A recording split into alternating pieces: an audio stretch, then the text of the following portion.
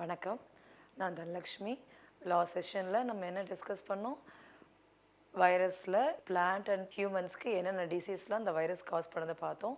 அதோடைய சிம்டம்ஸ் என்னென்னு டிஸ்கஸ் பண்ணோம். இதில் என்ன கண்ட்ரோல் மெஷர்ஸ் என்ன, ஒரு வைரஸ் வந்து க்ரோத் ஆகிறதுக்கு ஒரு பிளான்ட்லேயோ இல்லை அனிமலையோ முக்கியமான காரணம் என்னன்றதை இன்றைக்கி கிளாஸில் டிஸ்கஸ் பண்ண போகிறோம். First, manifestations of the viral diseases. ஒரு வைரஸ் வந்து ஒரு பிளான்ட்லேயோ இல்லை அனிமல்ஸ்லேயோ வந்து அது மல்டிப்ளிகேஷன் ஆகணும்னா முக்கியமான காரணம் என்னவாக இருக்கணும்? நம்மளுடைய அந்த இயலாமை, அதாவது நம்மளோட பாடி வந்து அதுக்கு சூட்டபுளாக மாறுது. எதனால நமக்கு பாடி சூட்டபுளாக மாறுதுன்னா, நம்ம எந்த ஒரு டிசீஸ் வந்தாலும் நம்ம வந்து ஃபைட் பண்ணணும்னு சொல்லுவோம். நம்ம பாடி ஃபைட் பண்ண நமக்கு தெரியும். எப்படி ஃபைட் பண்ணோம்? இம்யூனிட்டி.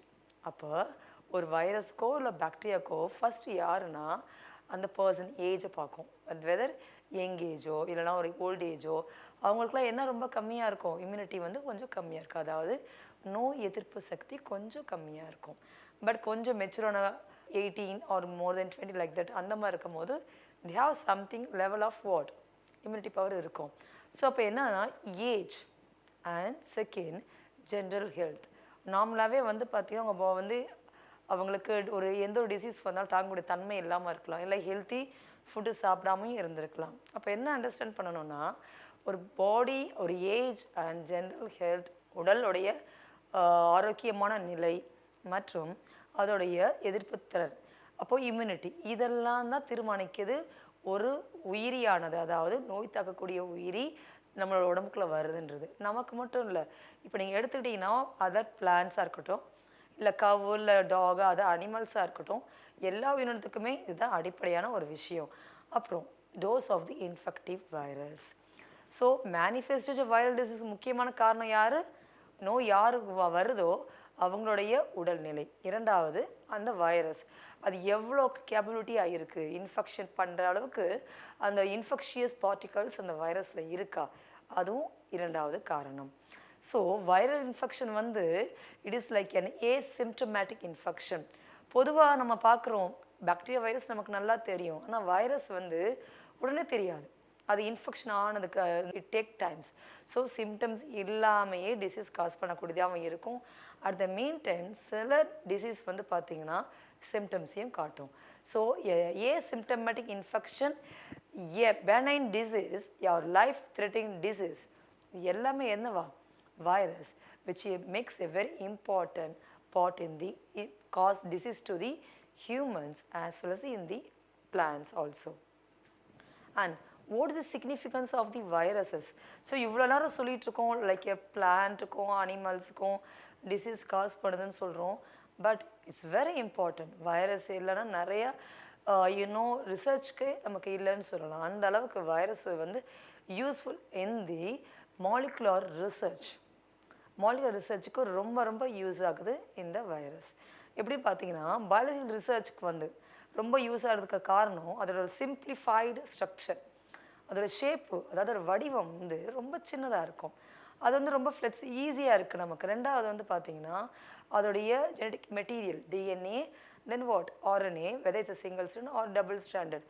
மூணாவது அதோட மல்டிப்ளிகேஷன் ப்ராசஸ். ஸோ ஒரு வைரஸை ஏன் நம்ம வந்து பயாலஜிக்கல் ரிசர்ச்சுக்கு யூஸ் பண்ணுறதுக்கான முக்கியமான காரணம் ஃபர்ஸ்ட் அதோடைய ஸ்ட்ரக்சர், செகண்ட் அதோட மல்டிப்ளிகேஷன். பாக்டீரியாவை விட ரொம்ப வேகமாக அது மல்டிப்ளை பண்ணும். பாக்டீரியா ரொம்ப சின்னது, எதை கேட்டாலும் வைரஸ் தான். ஸோ பாக்டீரியாவோட சின்னது virus, at the main time பாக்டீரியாவோட ரொம்ப வேகமாக மல்டிப்ளை பண்ணும். ஒரு வித்தின் 1 hour ஒரு பாக்டீரியா அதோட செல் டிவிஷன் பண்ணுதுன்னா அதை விட ஃபாஸ்ட்டாக அந்த வைரஸ் வந்து மல்டிப்ளிகேஷனில் இன்வால்வ் ஆகும். So they're widely used in research, especially in the field of what molecular biology, genetic engineering and what medicine and so on.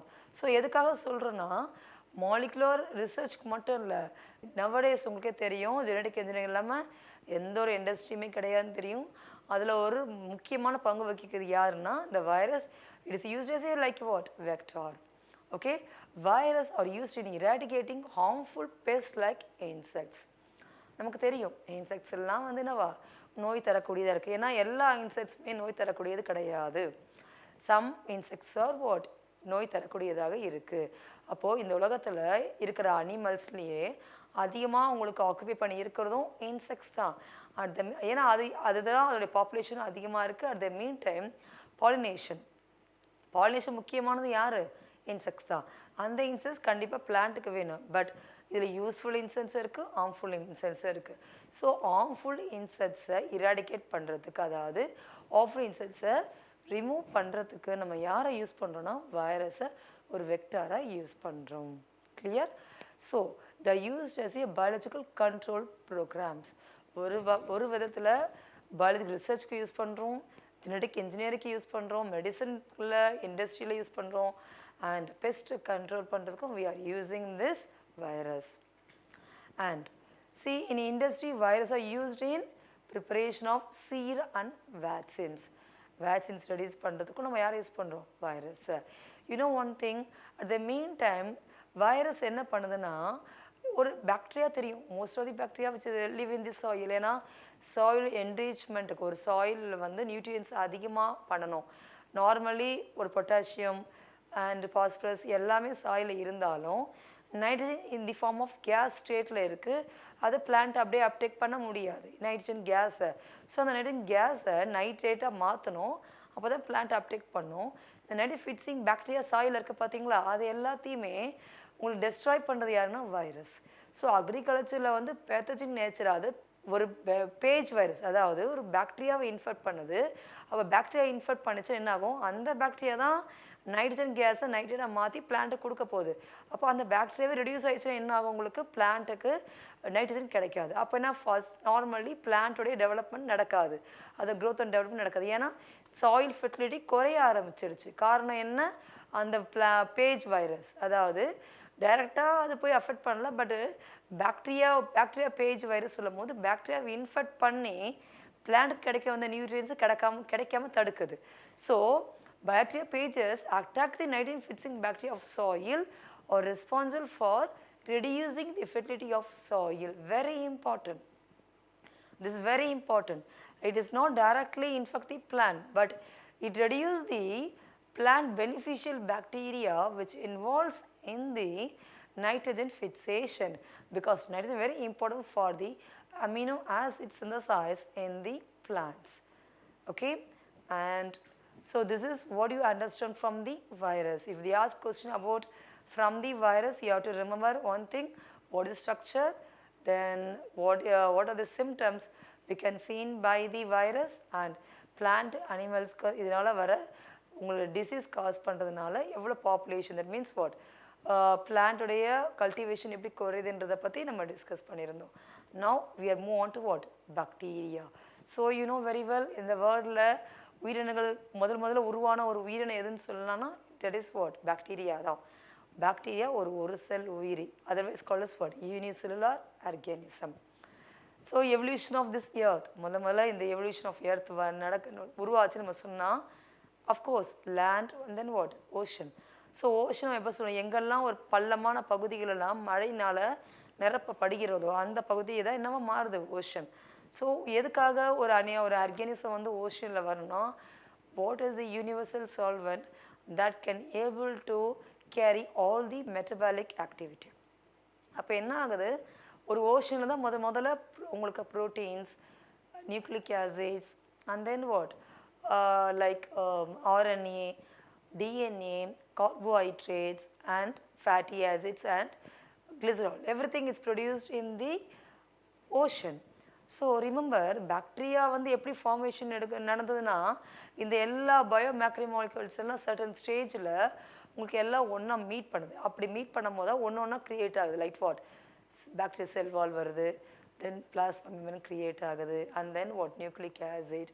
Here nucleic acid நம்ம சொல்லலை, ஜெனடிக் மெட்டீரியல் சொல்ல ஒரே காரணம், because it does not have the nuclear membrane. அதுக்கு nuclear membrane இல்லை, அதாவது nuclear சவ்வே அதுக்கு கிடையாது.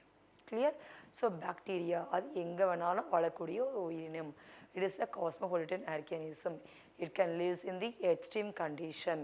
அதிகமான உப்புத்தன்மையிலையும் வாழக்கூடியது, அதிகமான வெப்பநிலையும் வாழக்கூடியது. ஈவன் 5 கிலோமீட்டர் டீப் ஓஷனில் கூட இந்த பாக்டீரியாவில் லீவ் பண்ணோம். ஸோ பொதுவாக பாக்டீரியான்னு சொன்னால் அது ஒரு செல் உயிரி, அது கண்ணுக்கு தெரியாத ஒரு நுண்ணுயிரி. அந்த நுண்ணுயிரினால நமக்கு பயன்பாடும் உள்ளது, அதே நேரத்தில் நமக்கு என்னது தீங்கும் இருக்குது.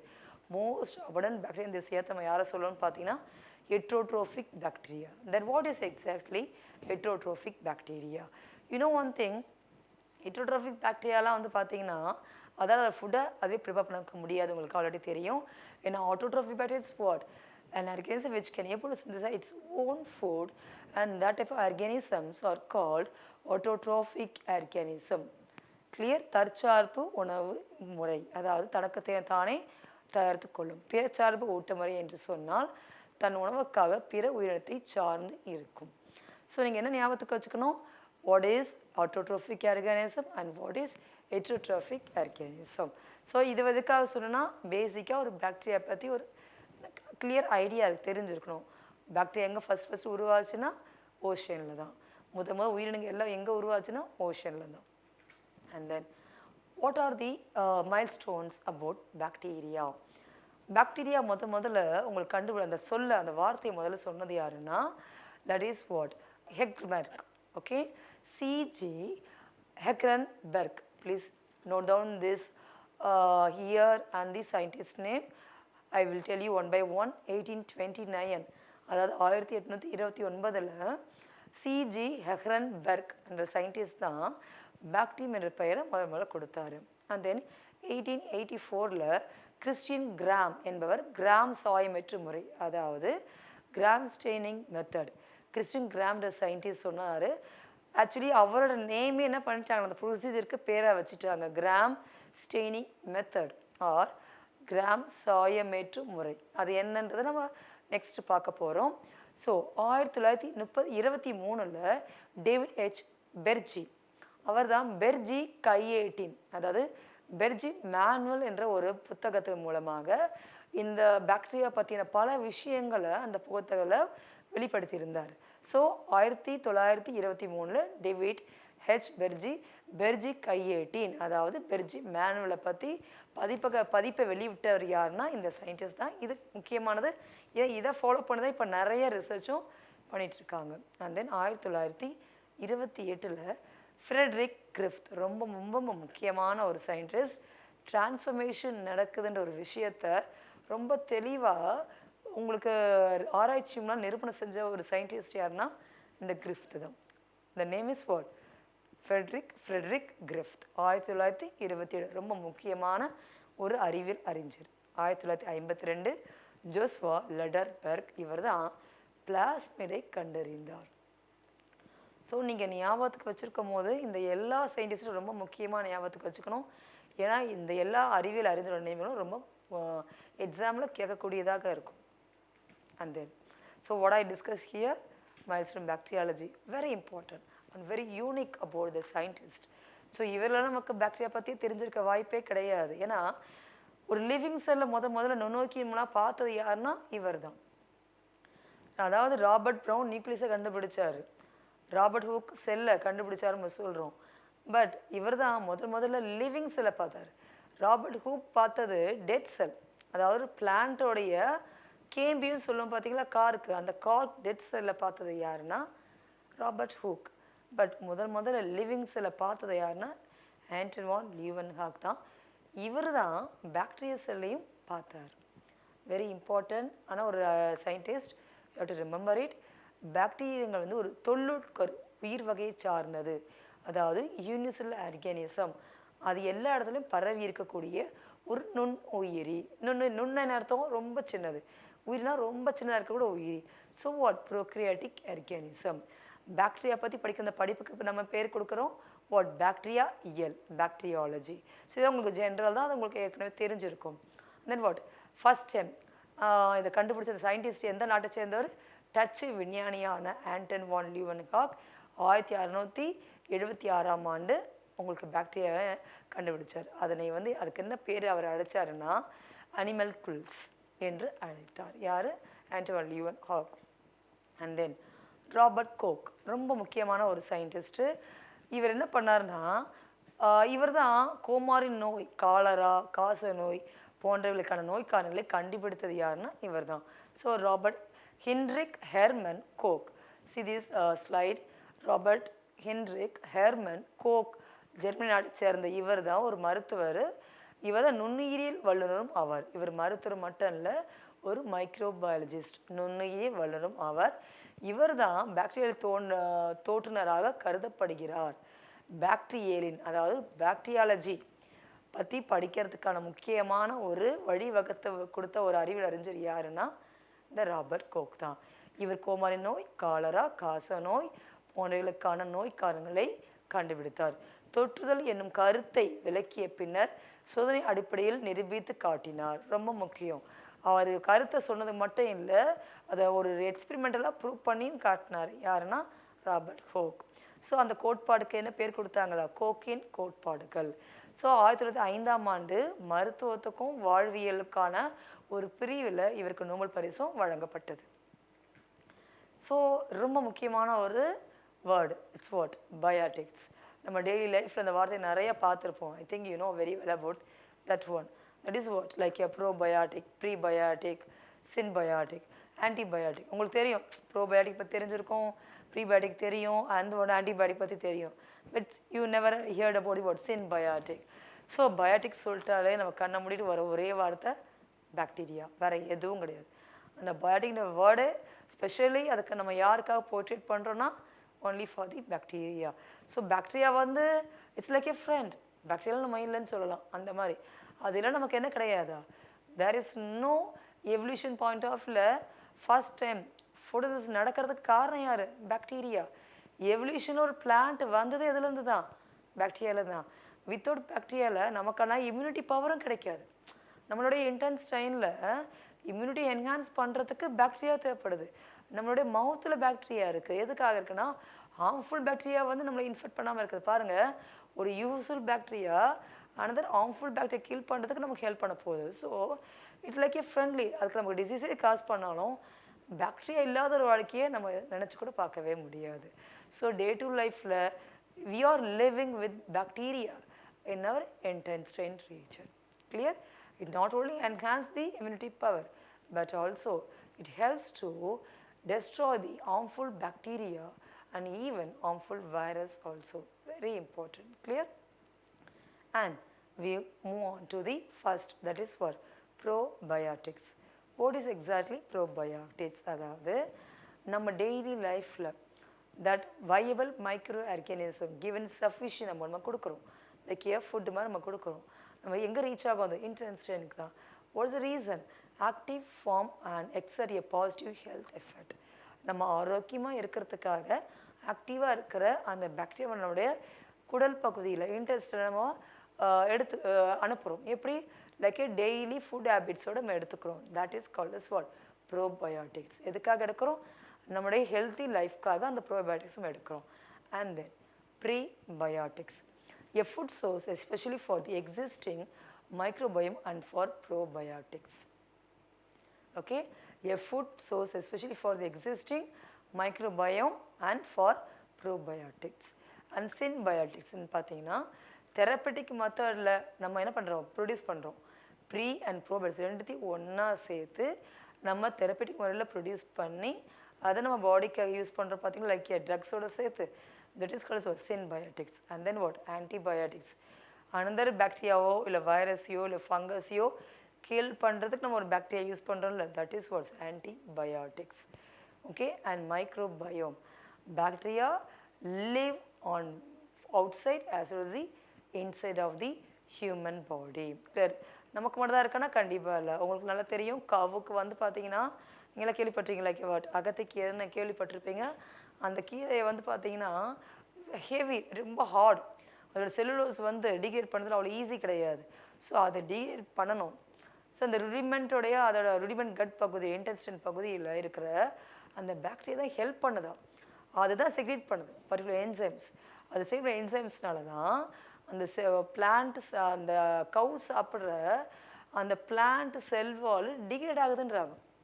அந்த கீரையோடைய அந்த செல்வால் வந்து டிகிரேட் ஆகிறதுக்கு யார் ஹெல்ப் பண்ணுறாங்களா? அந்த மெத்தனோஜென்ஸ்ன்ற bacteria which lives in the cows gut region, அதுதான் ரிலீஸ் பண்ண என்சைம்ஸ் ஹெல்ப் பண்ணுது. So not only for the humans, அனிமல்ஸ்க்கும் அந்த பாக்டீரியா வெரி வெரி இம்பார்ட்டன்ட். பிளான்ட்டுக்கு எப்படி பண்ணுதா? பிளான்ட்டுக்கு வெளியே இருந்தும் நடைஞ்சு எடுக்கிறதுக்கு நைட்ரஜன் அப்சர்வ் பண்ணுறதுக்கு ஹெல்ப் பண்ணுது. உள்ள பாக்டீரியா ஒரு பிளான்ட் செல்லுக்குள்ளே போயிட்டு அங்கே போய் நைட்ரஜன் கேஸை அமோனியாவை டேரெக்டாக மாற்றி பிளான்ட்டுக்கு தேவையான அமினோ ஆசிட் ப்ரொடியூஸ் பண்ணுறதுக்கும் ஹெல்ப் பண்ணுற அந்த பாக்டீரியாவை நம்ம கொடுக்குற பேர் தான் ரைசோபியம். ஸோ நீங்கள் பாக்டீரியா நினைக்கக்கூடாது நமக்கு மட்டும் தான் யூஸ்ஃபுல்லுன்னு. அது எல்லா ஆர்கானிசத்துக்குமே ஒரு யூஸ்ஃபுல்லாக இருக்கிற ஒரு ஆர்கானிசம் தான். அஃப்கோர்ஸ் அது டிசீஸும் காஸ் பண்ணுது. நம்ம டிசீஸ் காஸ் பண்ணுதுன்னா அதோடைய டாக்ஸிக் சப்ஸ்டன்ஸ் நமக்கு என்ன ஆகுது, நம்மளுடைய பாடிக்கு இட் இஸ் நாட் சூட்டபிள். அது நமக்கு ஃபிசியலாஜிக்கல் ஃபங்க்ஷன்ஸையே அஃபெக்ட் பண்ணுது. இதை மட்டும் ஞாபகம் வச்சுக்கிட்டா போதும். And then we are going to what very important, அதாவது life on earth is billions of years ago. early stage of lifeல இந்த எர்த் எவல்யூஷன் நடந்ததுக்கப்புறம் தான் ஓஷன் ஃபார்ம் ஆச்சு. ஓஷனுக்கு அப்புறம் தான் உங்களுக்கு ஆர்கானிசம் வர ஆரம்பிக்குது. அப்போ அந்த இனிஷியல் ஸ்டேஜில் life on earth, that means what, organism எப்படி எவால்வ் ஆகிருக்கு, எவ்வளோ டைமில் இந்த லைஃப் ஆரிஜினேட் ஆச்சுன்னு பார்க்கும்போது we can give what different level of this one. So land vertebrates எவ்வளோ இருக்குது, அதாவது முதுகெலும்பு உயிரிகள், archaebacteria, eubacteria. see you know what is archaebacteria, அதாவது ப்ரிமேட்டிவ் பாக்டீரியா சொல்கிறது யாருன்னா ஆர்கி பாக்டீரியா தான். யூ பாக்டீரியானா நம்ம ட்ரூ பாக்டீரியான்னு சொல்கிறோம். ஸோ ஆர்கி பாக்டீரியான்றது மோஸ்ட்லி அது ஆக்சிஜன் மூலமாக சர்வை பண்ணாது. யூ பாக்டீரியா எல்லாமே என்னதா, it survive only in the presence of what, oxygen. Oxygen இருந்து சர்வை பண்ணுறது எல்லாமே என்னது, eubacteria. But at the same time some eubacteria also can survive without the what, oxygen. clear? Archaebacteria is a primitive bacteria. Eubacteria is what? True bacteria. See, bacteria cell in நுண்ணமைப்பு. So bacteria cell என்ன சொல்லலாம், typically ஒரு bacteria cellக்கு என்ன இருக்கா, வெளி உறை அல்லது glycocalyx. ரொம்ப முக்கியம். செல் வால் தவிர அதுக்கு ஒரு வெளிப்பகுதி இருக்குன்னு சொல்கிறோம். that is made up of peptidoglycan and polysaccharides. remember, very important. ஜென்ரலாகவே ஒரு செல் வால், அதாவது செல் சுவர் எதனால் உருவானதுன்னா பெப்டிடோகிளைக்கான். அதையும் சுற்றி என்ன இருக்கா உங்களுக்கு, கிளைகோகேலிக்ஸ்னு ஒரு வெளி உறை காணப்படுகிறது. பொதுவாக ஒரு பாக்டீரியா செல்லை 3 பகுதியில் பிரிக்கலாம்.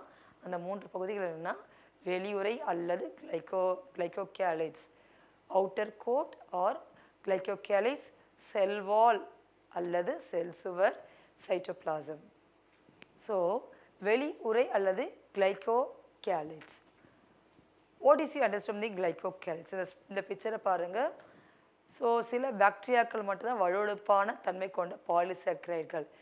எல்லா பாக்டீரியாக்கள் ரொம்ப முக்கியம். சில பாக்டீரியாக்கள் வழுவழுப்பான தன்மை கொண்ட பாலிசாக்கரைடுகள் அல்லது பாலிபெப்டைடு அல்லது படலத்தால் செல் சுவரை சூழப்பட்டுள்ளன. கிளியர்? ஸோ இங்கே பாருங்கள், இந்த bacteria cell, this is what cytoplasm. ஜெனரலாக உங்களுக்கு ஒரு விஷயம் தெரிஞ்சிருக்கணும், பாக்டீரியாவுக்கு என்ன கிடையாதா, மெம்ப்ரேன் பவுண்ட் ஆர்கனல் எதுவுமே கிடையாது. படத்தால் சூழப்பட்ட எந்த ஒரு உறுப்புகளும் அதுக்கு கிடையாது. ஆனால் ரைபோசோம்ஸ் இருக்குது. ரைபோசோம்ஸ் என்னவா, ரைபோசோமுக்கு மெம்ப்ரேன் கிடையாது. மெம்ப்ரேன் இல்லாத ஒரு உறுப்பு எதுன்னு பார்த்தீங்கன்னா அது ribosomes. And then you know like small vesicles, இதுக்கெல்லாம் என்ன கிடையாதுன்னா பெராக்சிசோம்ஸ், இதுக்கெல்லாம் மெம்ப்ரேனே கிடையாது. So this is also they will ask question. சென்ட்ரோசோமுக்கும் உங்களுக்கு மெம்ப்ரேன் கிடையாது. மெம்ப்ரேன் இல்லாத உறுப்புகள் என்ன கேள்வி கேட்பாங்க. பாக்டீரியாவுக்கு எந்த ஒரு உறுப்புமே கிடையாது எக்ஸப்ட் வாட், ரைபோசோம். ஏன் ரைபோசோம் இருக்குன்னா அதுதான் ப்ரோட்டீன்சை பண்ண போகுது. அப்போ டிப்பிக்கலாக ஒரு பாக்டீரியா செல்லை பற்றி உங்களுக்கு எக்ஸ்பிளைன் பண்ணணும்னா bacteria the sell wall, cytoplasm and nucleoid, plasmid and ribosome. அது இப்போ உங்களுக்கு ஒளிச்சேர்க்கையில் ஈடுபட்டுச்சுன்னா, ஃபோட்டோஸில் ஈடுபட்டுச்சுன்னா கண்டிப்பாக என்ன இருக்கணும், குளோரோஃபில் பிக்மெண்ட்ஸ் இருக்கணும். கிளியராக? இப்போ இதெல்லாம் மெயினான கேரக்டர். இதை தவிர வெளியுறை அல்லது கிளைகோகேலிக்ஸ் எல்லா பாக்டீரியாலையும் கிடையாது. சில பாக்டீரியா மட்டும்தான் இருக்குது. அந்த பாக்டீரியாவோட வெளிப்புற பகுதியில் செல் சுவர் வெளிப்புற பகுதியில், அதாவது செல்வாளுக்கு கொஞ்சம் வெளியே, ஏன்னா செல்வாலே வெளியே தான் இருக்கும், அதுக்கும் வெளிப்பகுதியில் என்ன இருக்கா உங்களுக்கு, இந்த வழுவழுப்பான தன்மை கொண்ட கிளைகோகேலிக்ஸ் அமைந்துள்ளது. பாருங்கள், செல்வால் வெரி சேம் ஸ்ட்ரக்சர், அதுக்கு மேலே கிளைகோலிஸ் வெரிசின் ஸ்ட்ரக்சர் ப்ரெசண்ட்டாக இருக்குது. ஸோ எப்போ நம்ம செல் என்வலப் சொல்கிறோம், கிளைகோகேலிட்ஸ், செல் வால் அண்ட் செல் மெம்ப்ரேன். ரொம்ப முக்கியமான கேள்வி இது, கேட்பாங்க. செல் என்வலப் என்றால் என்ன, கிளைகோகேலிட்ஸ், செல் வால், செல் மெம்ப்ரேன், இந்த மூன்று இணைந்த ஒரு பகுதிக்கு நம்ம கொடுக்குற பேர் தான் செல் என்வலப். ஓகே, இது செல் சூழோட மிக நெருக்கமாக அமைந்துள்ளது அடுப்பகுதி. ஸோ இவர்கள் பாக்டீரியாக்கள் உலர்தலிருந்து, அதாவது அது ட்ரை ஆகாமல், பாக்டீரியா ட்ரை ஆகாமல் பார்த்துக்குது. உயிர் எதிர் பொருட்களிலிருந்து, ஆன்டிபயோட்டிக்ஸ் சொல்கிறோம் பார்த்தீங்களா, உயிர் எதிர் பொருட்களிலிருந்து பாதுகாத்து கொள்வதற்கும் இது உதவுது. ஸோ கிளைகோகேலிட்ஸ்ன்ற வெளியுறை 2 முக்கிய பங்கு வகிக்கிறது. உலர்தலிருந்து தடுக்கிறது, அதாவது ட்ரை ஆகும் தடுக்குது, உயிர் வேதி பொருட்களில் இருந்து பாதுகாத்து கொள்வதற்கும் உதவுகின்றன. இது மட்டுமான கிடையாது. ஸோ தாவர வேரின் பருப்பில் போய் ஒட்டிக்கணும், அதான் அட்டாச்மெண்ட் கொடுக்குது. இல்லைன்னா நம்மளுடைய பல்லுலாம் பார்த்தீங்கன்னா பாக்டீரியா இருக்குன்னா போய் கரெக்டாக பாக்டீரியா நிறைய கிருமி இருக்குன்னு சொல்லுவாங்க, பாக்டீரியா கிருமிகள் இன்ஃபெக்ஷனாக இருக்குது உங்களோட டீத்துலன்னு சொல்லுவாங்க பார்த்தீங்களா. அந்த பல்லோட இடுக்குலலாம் வந்து மைக்ரோப்ஸ் இருக்குன்னு சொல்கிறோம்ல, இருக்குன்னா அர்த்தம் அது போய் கரெக்டாக அட்டாச்மெண்ட் ஆகணும். அட்டாச்மெண்ட் ஆகணும்னா அதுக்கு கிளைகோகேலிட்ஸ் தேவை. ஸோ உங்களுக்கு டெஸ்ட் எடுக்கும்போது, சலைவள டெஸ்ட் எடுக்கும்போது நம்ம என்ன சொல்லுவாங்களா, இன்ஃபெக்ஷியஸ் இருக்குன்னு நம்ம பார்ப்போம். லைக்வைஸ் பாக்டீரியல் இன்ஃபெக்ஷன் இருந்தால் ஒரு பேட் அடார், அதாவது ஒரு தொற்று இருக்கிறதுனால ஒரு பேட் ஸ்மெல் வந்து உங்களோட மவுத்லேருந்து வர்றதுக்கு முக்கிய காரணம் இந்த கிருமிகள் அதில் இருக்கிறதுனால தான். ஸோ அப்போ என்ன நடக்கணுமா, கிளைகோகேலிட்ஸ் இல்லைன்னா அந்த பாக்டீரியா பல்லோட இடுக்குகளை போயிட்டு என்ன அட்டாச் ஆக முடியாது.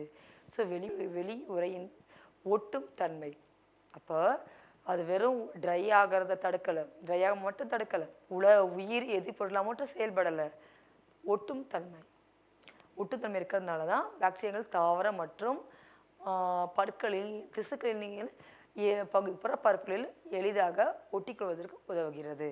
மேலும் இந்த அடுக்கு பாக்டீரியா செல் ஊட்டத்தினை தக்க வைத்து கொள்ளவும் உதவுகிறது.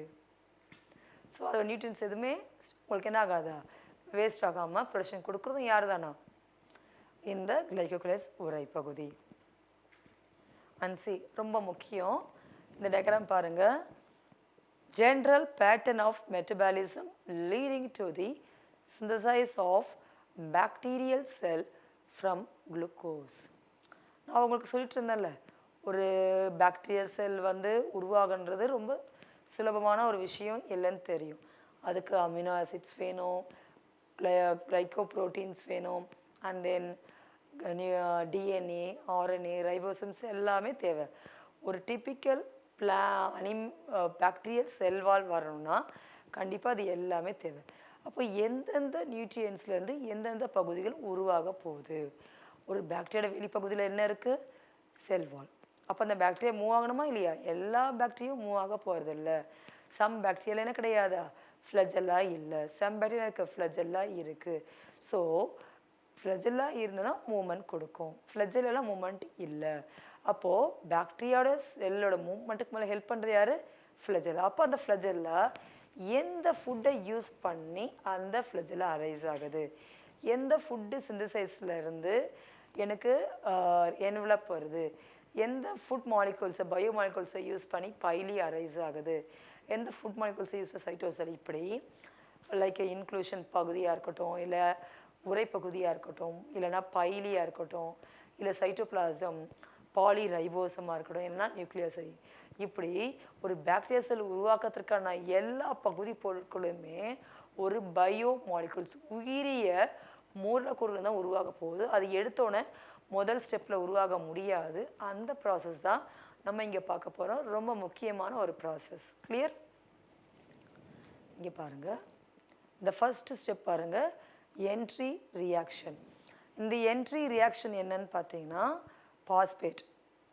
எதுக்காக உள்ள பாஸ்பேட் போகுதுன்னு பார்த்தீங்கன்னா it's very important for the what, reducing power எனர்ஜியாக ஆக்ட் ஆக போகுது. யார், பாஸ்பேட். ஏடிபி எனர்ஜி ப்ரொடியூஸ் ஆகணுமா இல்லையா, ஏடிபி எனர்ஜி சிந்தசைஸ் ஆகிறதுக்கு பாஸ்பேட் முக்கியம். ஏடிபிலேருந்து ஏடிபி உருவாகணும், அதுக்கு எனக்கு பாஸ்பேட் முக்கியம். அப்போ என்ன ஆகணும், பாஸ்பேட்டை தனியாக எடுத்துக்குது.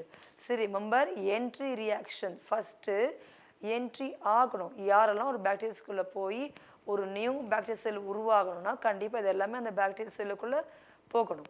அப்போ ஃபஸ்ட்டு போகிறது யார்? Phosphate. And second cation sources. And third sulphate. சல்ஃபேட்டுக்காக உங்களுக்கு அமினோ ஆசிட்ஸோட சிந்தசிஸ் வேணும். ஆஸ் நியூக்ளியோடைட்ஸுக்கும் சல்ஃபேட் வேணும். And then ammonia. This ammonia also for what? Nucleotides. Nucleotides and then what? Amino சிந்தசைஸ்க்கு எனக்கு சல்ஃபேட்டே வேணும், அமோனியாவும் வேணும். ஸோ இன்றைக்கி நம்ம என்ன டிஸ்கஸ் பண்ணியிருக்கணும்? பாக்டீரியானா என்ன, பாக்டீரியா கண்டுபிடிச்சவங்க யார், பாக்டீரியோட ஜென்ரல் ஸ்ட்ரக்சரை பற்றி பார்த்துருக்கோம். இந்த ஜென்ரல் பேட்டர்ன் ஆஃப் மெட்டபாலிசம் பார்த்தீங்கன்னா it's a very big process. இதை கொஞ்சம் எலாபரேட்டாக பார்க்கணும். கம்மிங் எபிசோடில் இந்த general pattern of metabolism leading to the synthesis of bacterial cell. ஒரு பாக்டீரியல் செல்லில் எப்படி இந்த காம்பவுண்ட்ஸ்லாம் சிந்தசிஸ் பண்ண போகுதுன்றதை நம்ம நெக்ஸ்ட் எபிசோடில் ரொம்ப விளக்கமாக பார்க்க போகிறோம். அண்ட் டுடே செஷனில் நீங்கள் பாக்டீரியல் செல்னால் என்ன, அந்த செல் எப்படி ஆரிஜினேட் ஆச்சு, அதுக்கு என்ன பயோ மேக்ரோ மாலிகூல்ஸ் வேணுன்றதை பார்த்தோம். பாக்டீரியா செல்லுடைய ஜென்ரல் ஸ்ட்ரக்சரில் கிளைகோகேலிக்ஸ்னால் என்ன, அதனால நம்ம அதுக்கு என்ன பெனிஃபிட், அந்த பாக்டீரியாவுக்கு ஈஸியாக அட்டாச்மெண்ட் ஆகுதா, இல்லை ட்ரை ஆகாமல் தடுக்குதா, இல்லைனா அதாவது எதிர்ப்பொருள்லேருந்து தன்னை பாதுகாத்துக்கொள்ளுதான்னு சொல்லி இப்படி ஜென்ரல் இன்ஃபர்மேஷன்ஸ் எல்லாமே நம்ம பார்த்தோம். So now you understand very clearly idea about that பாக்டீரியோடைய ஜென்ரல் ஸ்ட்ரக்சர், அது எங்கே ஆரிஜினேட் ஆகுதுன்றதை டிஸ்கஸ் பண்ணும். ஸோ கம்மிங் எபிசோடில் we will discuss next how it is reproduced in the plants, animals and other features we will discuss. I think you understand everything clearly today's class. Thank you so much. Bye.